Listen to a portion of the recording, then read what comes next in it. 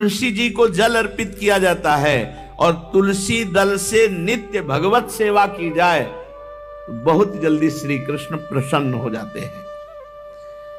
प्रतिदिन जो तुलसी जी की भक्ति करता है, तुलसी का पौधा रोप करके तुलसी जी का सिंचन करना, तुलसी जी को तिलक लगाना, तुलसी जी को माला पहनाना, तुलसी जी की परिक्रमा करना, तुलसी जी को प्रणाम करना, वो कोटि सहस्त्र युगों तक ऐसा महान सुकृत होता है कि भगवान श्री कृष्ण के नित्य समीप रहता है जो तुलसी जी की सेवा करता है।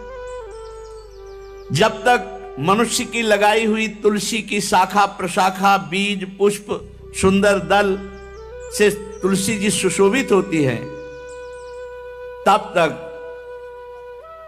हजारों कल्पों में श्री हरिधाम में रहते हुए उसका कभी पुण्य नष्ट नहीं होता। जैसे एक दिन 1000 कल्प, 2 दिन 2000 कल्प वो भगवान के नित्य धाम में महान सुकृत के बल से भगवत धाम में रहेगा, जो तुलसी जी का पक्का मान लीजिए। जब स्वयं में से तो तुलसी जी रोपण करके तुलसी जी का एक वन लगाया और रोज नवीन नवीन मंजरी तुलसी दल लेकर प्रभु के चरणों में, कहीं न कहीं तुलसी जी की कृपा हुई। वृंदावन, ये वृंदा अधिष्ठात्री देवी वृंदावन की है, इनकी कृपा के बिना। हे चंद्रादने, संपूर्ण पत्रों और पुष्पों को जो उतार करके सम्मान पूर्वक पहले प्रार्थना करनी चाहिए। हे वृंदा देवी, हे तुलसी जी, भगवान श्री हरि की पूजा के लिए या प्रियाजू की पूजा के लिए हम आपके कुछ मंजरी कुछ दल लेकर के सेवा करना चाहते हैं, आप कृपा करके मुझे दीजिए, और फिर उतार लें। ऐसे नोचना नहीं, बहुत सम्मान से बहुत प्यार से, तो तुलसी जी प्रसन्न होते हैं।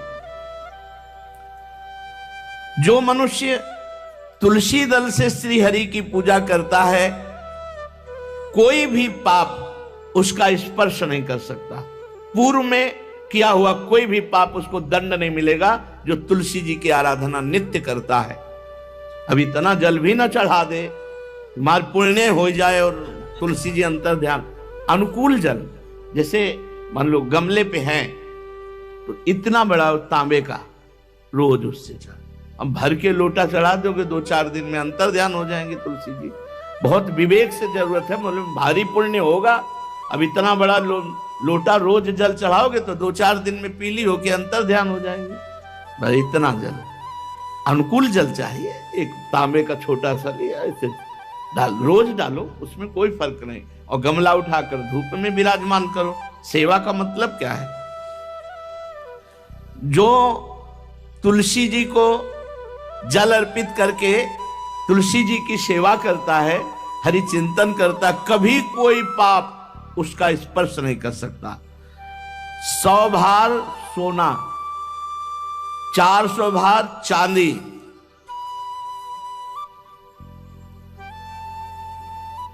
का जो दान करने का फल होता है, वो एक तुलसी दल उतार, जो अपने द्वारा लगाई हुई तुलसी दल, वो हरि के चरणों में अर्पित हो। ये 100 भार सोना और चांदी बराबरी नहीं हो सकती। कितना महत्व है। जो रोज तुलसी दल चयन कर, द्वादशी को ना चयन करे, द्वादशी को मतलब बहुत बड़ा अपराध लगता है तुलसी दल का, इस मतलब तुलसी के वृक्ष का भी स्पर्श न करे। प्रणाम नमस्कार दूर से, एक भी दल नहीं टूटना चाहिए। द्वादशी को ऐसा हमने महापुरुषों से सुना है कि मंजरी और पत्र उतारना ये ठीक नहीं, बिल्कुल नहीं ठीक है। ब्रह्म हत्या का फल लगता है, अगर जो पाप लगता है अगर कोई द्वादशी को तुलसी चयन, बहुत सावधानी से। जिसके घर में तुलसी का बगीचा होता है, कई पौधे होते हैं, उसको कहीं तीर्थ जाने की जरूरत नहीं, उसका घर तीर्थ है जिसके घर में तुलसी के पौधे हैं। और यमराज कभी उस घर में किसी भी मरने वाले को लेने नहीं आएंगे। जिसके घर में तुलसी, लगा लो भैया तुलसी लगा लो घर में, काहे कोई यमराज को आने दोगे? सबके घर में तुलसी। कितना सुंदर पहले था। घर में आंगन होते थे, आंगन में एक बहुत बड़ा और फिर उसमें तुलसी जी, और फिर उसमें 2-4 नर्मदेश्वर और शालिग्राम ऐसे, और फिर घर का हर व्यक्ति जल चढ़ाना, प्रणाम करना, नमस्कार करना, 4 पर। कितनी पवित्र पद्धतियां हमारी थी। जब रसोई बने पहली गाय के लिए, फिर कुछ पक्षियों के लिए, फिर कोई संत महात्मा, कोई भिक्षु, ऐसा कितना पवित्र व्यवहार। अभी यहाँ जैसे हमने देखा है, ये रसोई बन रही ना, तो धुआं नहीं खत्म होने पाता, वो ही सब अपवित्र किए हुए हैं। राक्षसी बुद्धि आती चली जा रही। तुलसी जी, ये भागवती को वस्तुएं, हमें लगता है बालकनी तो होती है, बढ़िया बालकनी में कैसा उठाने धरने वाला स्टैंड लोहे का रखो कि तुलसी जी को विराजमान कर दो। जिसके घर में तुलसी जी विराजमान होती, उसके घर में यमराज कभी नहीं जाते। जो तुलसी जी का सेवन करता है, उसकी सारी कामनाएं तुलसी जी पूर्ण कर देती है। तुलसी जी को लगाना, तुलसी जी का पालन करना, तुलसी जी को सिंचन करना, तुलसी जी का दर्शन करना, तुलसी जी का स्पर्श करना, मनुष्य के द्वारा जो मन, वाणी और शरीर से पाप हो गए, सबको तुलसी महारानी क्षमा कर देती है, दग्ध कर देती है। पुष्कर आदि तीर्थ, गंगा आदि परम पावन नदियां, ये सब जो स्नान आदि, अवगाहन आदि करने का फल देते हैं, वो केवल तुलसी जी घर में विराजमान है, उसको फल मिल जाएगा। कितने बढ़िया। जो तुलसी जी की नवीन मंजरी प्रभु के चरणों में अर्पित करके प्रणाम करता है, वो चाहे कितना भी अपराध किए हो, वो कभी यमपुरी को नहीं देखेगा, कभी यमराज के पास नहीं जाएगा। जो मनुष्य तुलसी काष्ठ का घिसा हुआ चंदन लगाता है, उसके सारे संचित भस्म हो जाते हैं, और क्रियमाण जो वर्तमान, वो कभी उसको बांध नहीं सकते। तुलसी जी का काष्ठ का घिसा हुआ चंदन। जिसके घर में तुलसी की छाया होती है, वहां पितरों को अपने आप कल्याण प्राप्त हो जाता है। जो श्राद्ध करने से लाभ मिलता है पितरों को, घर में तुलसी लगा के, जो तुलसी की छाया, बड़ा पितरों को तृप्ति मिलती है।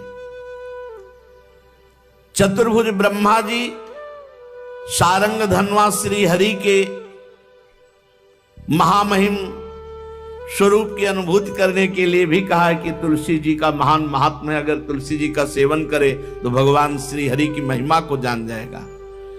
स्त्री हो या पुरुष, पुरुष नपुंसक नारीवा जीव चराचर कोय, सर्व भाव भज कपट तज मोहि परम प्रिय सोय। शरीर वर्दी है, हमारी पोशाक है, हम सब एक हैं, आत्म स्वरूप है, कुछ अलग नहीं है। शरीर केवल पांच भौतिक है तो सबका पांच भौतिक है, उसमें चिन्ह है स्त्री पुरुष के, बस। इसके लिए भगवान की आराधना निषेध थोड़ी है। जो स्त्री या पुरुष श्री तुलसी जी के काष्ठ के मन के बना के, जैसे छोटी कंठी या बड़ी माला धारण करता है, श्री कृष्ण उसके बस में हो जाते हैं। यह है तुलसी जी की महिमा। परम सुहाग श्री कृष्ण मिल जाते हैं, और कौन सी भी हमें उपलब्धि चाहिए। हे गोपनंदिनी, तुलसी जी का सेवन करने से श्री कृष्ण वश में हो जाते हैं। जो तुलसी की माला से नाम जप करता है, काउंटर वाली बात तो स्मृति के लिए भाई है, हम निषेध नहीं करते, नहीं बहुतों के भजन बंद हो जाएंगे, पर हम इतनी महिमा जरूर बता देते हैं कि तुलसी माला से जो नाम जप किया जाता है, उससे आध्यात्मिक सिद्धि बहुत जल्दी होती है। गुरुदेव भगवान कहते, जो अंगुलियों से रगड़ होती है मन का से, उसमें आध्यात्मिक ऊर्जा शक्ति तुलसी माला से। प्लास्टिक पर भाई करो, निषेध नहीं कह रहे, बंद हो जाएगा वो भी राधा राधा कहना, वो हमें बंद नहीं करना। हम कह रहे तुम जैसे बने वैसे करो, लेकिन माला का बहुत बड़ा प्रभाव है। तुलसी परम पवित्र भगवान श्री हरि की प्रिया, और उनके काष्ठ को जब हम ऐसे ऐसे नाम के साथ, तो विशेष ऊर्जा शक्ति, आध्यात्मिक शक्ति हमें जागृत होती है। हो सके जिनको ऐसा बन सके तो छोटी एक वो आती है सुमिरनी, उसको रख लो अपनी जेब में रख लो, उससे करो। और नहीं है तो भैया तुम इसी से करो, नाम जप करो, भाव को भाव अना खालसो, नाम जपत मंगल दिस दसो। सुंदर सुंदर तुलसी जी के वृक्षों के समीप बैठ करके जो अनुष्ठान किया जाए वो बहुत लाभदायक। श्रीमद् भागवत का, गोपाल सहस्त्र नाम का कोई भी पाठ तुलसी जी के समीप विराजमान करके किया जाए।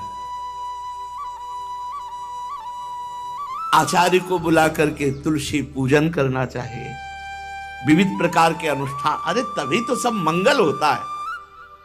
पहले था, हमने देखा है, 4 बजे माताजी दरवाजे के सामने लीपती, रोज का काम। जो पुराने घरों में देहरी के आगे आके 4 बजे लीप करके वहां अपना चौक पूर के दीपक जला, क्या पवित्रताएं थी, क्या मंगल था। जब किसी को निमंत्रण दिया जाता था सबके पैर धोए जाते थे, सुंदर बिछौना बिछा करके और उसमें बैठ कर पत्तल और रज के सकोरा कुल्हड़ ऐसे भोजन पाया, कितना पवित्रता। जो हमारी पूर्व पवित्रता थी, धोती कुर्ता चोटी, पवित्रता।